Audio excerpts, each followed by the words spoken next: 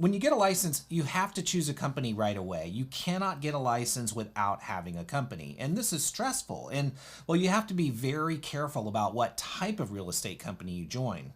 Now, there are three kinds, and knowing the difference between all of them will help you choose the right path. And know this, all three of them want you because they stand to make a lot of money from you. So I'm making this video to help you understand what you are signing up for, because again, you have to choose a company before you will get a license to sell real estate in any state, and you cannot work independently on day one. Okay, I'm Nat Wallen. I have been a real estate agent here in Charleston, South Carolina since 1995. When I first got started, I chose to work with a large company because my best friend's mom was a broker. Hey, Sheila.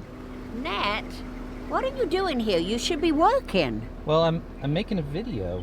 Well, you should be face to face with people, not making videos. That's how you earn money, and that's how you sell real estate. Well, I know, but I mean, it's Sunday, so I'm just You don't making a work on video. Sundays anymore? You're that good? Well, no, but I'm just making a video to help agents, that's all. Oh, well, if you're going to help other people, that's good. You never used to do that. Oh, well, thanks. Good to see you. Good seeing you. Bye. Bye.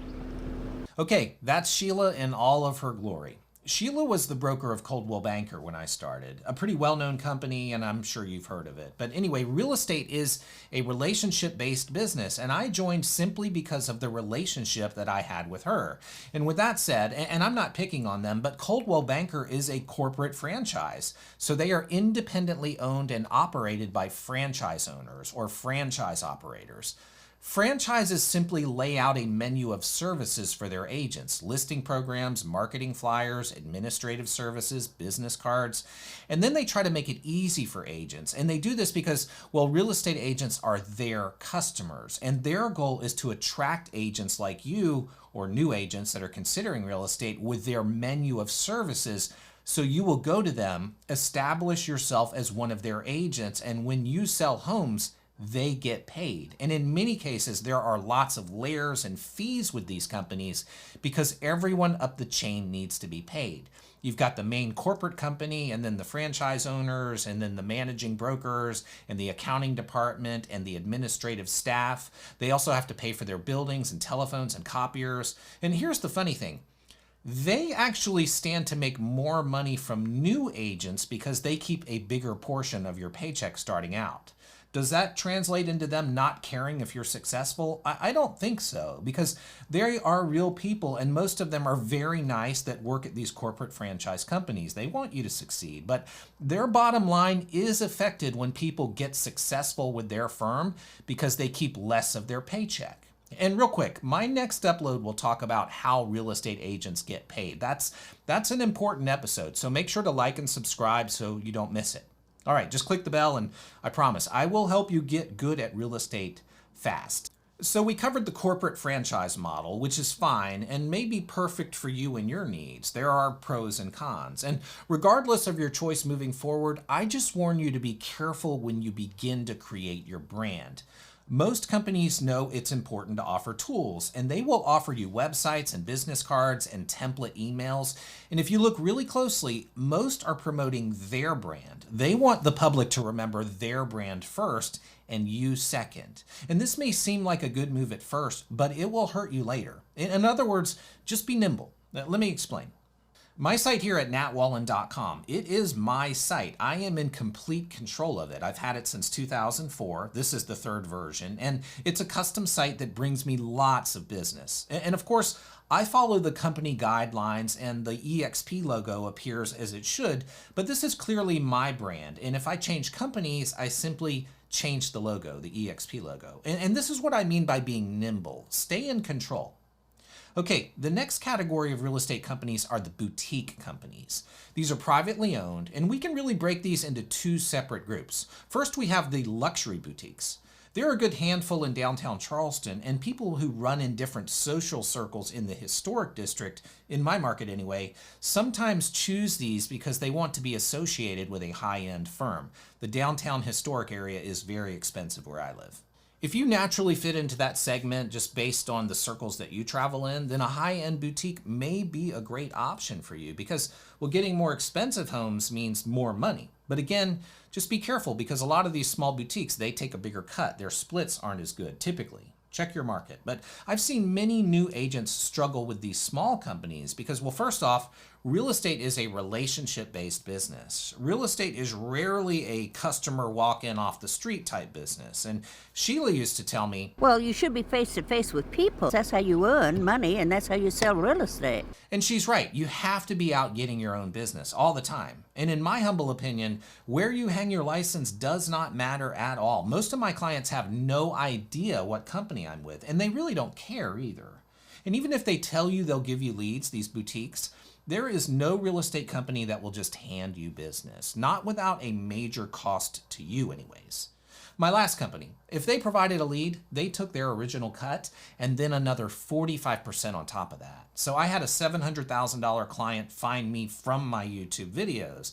And it turns out their company was moving them, paying for all of their costs. That's called a relocation. Well, my old company made me run them through our reload department. And I worked hard with these folks for months. And then at the end, well, my $700,000 clients became $350,000 clients because, well, the reload department took 45% of my paycheck for doing really nothing at all. Again, just be careful. If you're interviewing at a traditional company or even a boutique, make sure to ask these types of questions up front. In real estate, you sink or swim, and not to make you nervous. Again, subscribe. I can help you with these things. I can help you thrive and not rely on any company to bring you business, which is important. This brings me to the second group of boutiques. I call these the small lead generators. The owners of these boutiques, they generally started out as real estate agents and they figured out how to do Google AdWords and billboards and Zillow leads.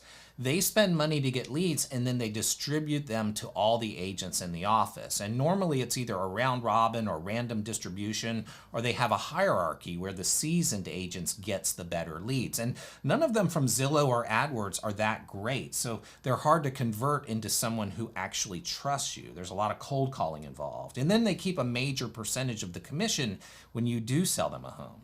Now there are one or two in my market, and from what I've been told, they keep half of the money. So where I am at a cloud company, which I'll get into in a minute, if I sell $1 million home, I'll keep close to $30,000 in many cases. And that can quickly turn into just 15 with these small boutique lead generators. So drop that down to a $300,000 house. There's a lot of work to make just $4,500. Both traditional franchise models and small lead generation companies, they typically recruit agents by dangling training programs in front of you. And they're telling you all the things that you don't know.